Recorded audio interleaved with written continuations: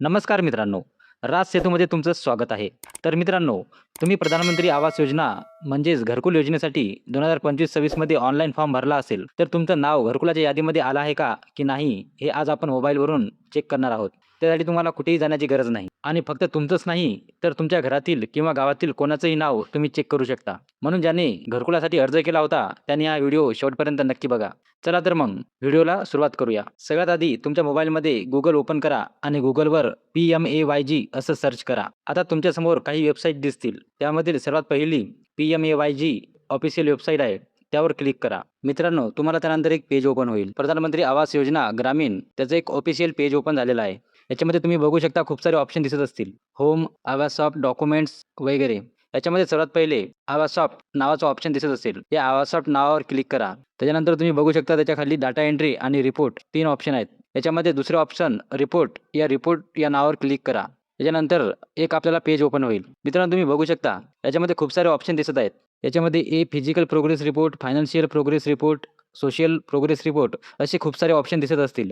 पण आपल्याला घरकुलाची list download करायची, त्यामुळे जी नंबरवर कन्व्हर्जंट रिपोर्ट असं एक ऑप्शन असेल, त्याच्यामध्ये 3 नंबरला house sanction versus house creation in in MNREGA असं एक ऑप्शन आहे. त्याच्यावर क्लिक करा. त्याच्यानंतर तुम्हाला एक पेज ओपन होईल. तुम्ही बघू शकता डाव्या साईडला एक सिलेक्शन फिल्टर या नावाचा ऑप्शन आहे. तुम्ही बघू शकता 2026-27 इथे क्लिक करा. तुम्ही घरकुलचा फॉर्म कधी भरला त्यानुसार तुमचं इथे वर्ष घ्या. जर तुम्ही 2025-26 मध्ये फॉर्म भरला असेल, तर तुम्ही 2025-26 सिलेक्ट करा. त्याच्यानंतर खाली कोणत्या योजनेतून तुम्ही फॉर्म भरला त्याचे ऑप्शन दिलेले आहेत.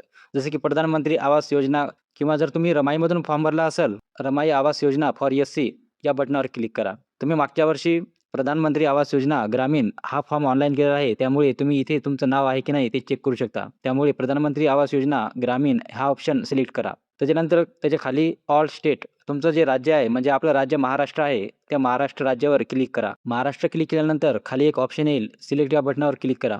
तुम्ही ज्या जिल्ह्यामधून आहे त्या जिल्ह्याचं इथे नाव सर्च करा आणि त्या बटनावर क्लिक करा.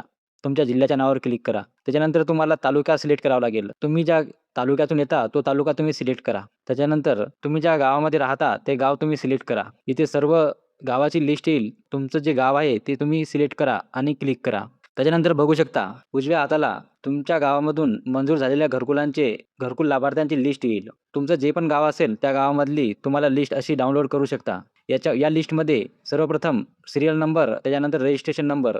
तुमचं घरकुल मंजूर झाल्यानंतर तुम्हाला रजिस्ट्रेशन नंबर भेटत असते. ते रजिस्टर नंबर हे इथे भेटेल.